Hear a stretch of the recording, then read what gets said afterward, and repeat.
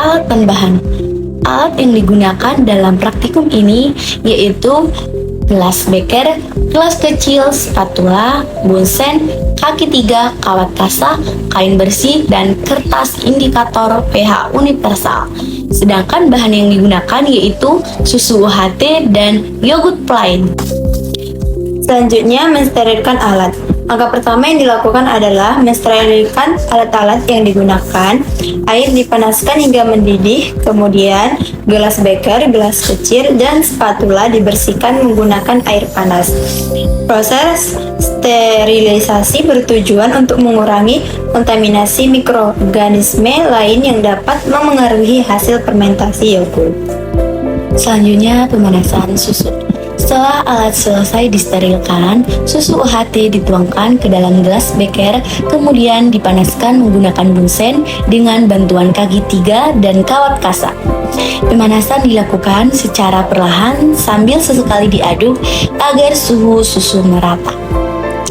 Setelah proses pemanasan selesai, susu didiamkan terlebih dahulu hingga suhunya menjadi hangat. Selanjutnya, susu dituangkan ke dalam gelas kecil yang telah disterilkan sebagai wadah fermentasi. Lalu penambahan starter. Setelah susu berada dalam kondisi hangat, yogurt plain sebagai starter ditambahkan ke dalam gelas yang berisi susu. Campuran kemudian diaduk secara perlahan hingga starter tercampur merata dengan susu. Penutupan wadah fermentasi. Gelas ditutup menggunakan kain bersih dan diikat dengan karet gelang.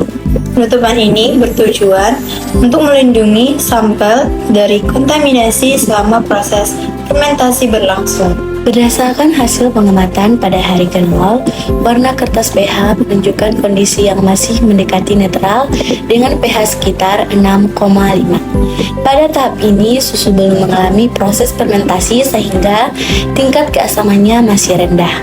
Warna indikator pH masih terlihat jelas dan belum menunjukkan perubahan signifikan. Pada hari ke-1, warna kertas pH mulai mengalami perubahan dan sedikit lebih pudar dibandingkan hari ke-0.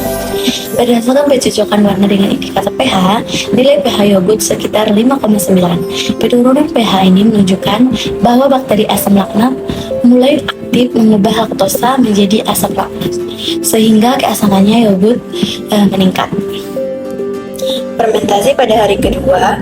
Pada hari kedua, perubahan warna kertas pH semakin terlihat. Warna indikator tampak lebih pudar dan menunjukkan kondisi yang lebih asam dibandingkan hari sebelumnya. Nilai pH yogurt diperkirakan sekitar 5,3. Hal ini menandakan bahwa proses fermentasi masih berlangsung dan produksi asam laktat terus meningkat.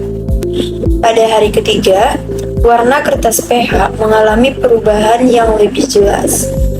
Warna indikator menunjukkan tingkat keasaman yang semakin tinggi dengan pH sekitar 4,8. Penurunan pH ini terjadi karena bakteri asam laktat terus menghasilkan asam laktat selama proses fermentasi berlangsung. Pada hari keempat, warna kertas pH menunjukkan perubahan paling dasar dibandingkan hari-hari sebelumnya.